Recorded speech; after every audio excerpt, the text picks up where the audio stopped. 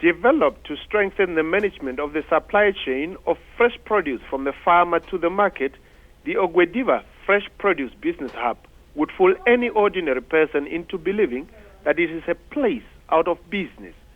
But it is a facility that does the marketing of farmers' produce to ensure that producers focus on growing crops without worrying about where they will sell their produce. Opened by President Hifikepunye Pohamba in March last year, the hub has become a first stop for farmers and has grown vast knowledge in local fresh produce demand. Manager of Ogwediva Hub, Jacob Hamtenya, says the business will quickly find buyers for potatoes. The whole time ever since end July until beginning late last month, we did not have potatoes in the country.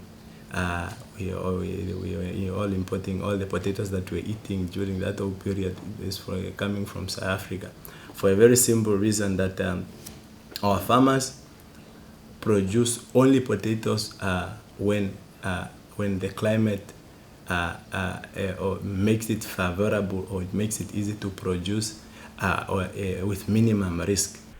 That function of the hub is part of the work it calls the cropping calendar, which enables it to gather demand patterns and advise farmers to grow the crops that the market demands the most. However, in the whole Oshana region, only 2 projects are marketing produce through the Ogwediva Fresh Hub, and small-scale farmers have been reluctant to come on board. Sources speaking off the record said few farmers in the region are cultivating fresh produce because many prefer pearl millet or mahangu as the vital crop for sustenance. A women cultivation project near Oshakati feels that selling through the hub was costly, as a total fee of 12% is deducted from the sales revenue to pay middle persons. Hamtenya said the hub takes 1.4% of the sales, and the marketing agents who find buyers take 7% of the sales revenue. He stressed that the arrangement was still the best, enabling all players to concentrate on their core business. We must specialize in what we are good at.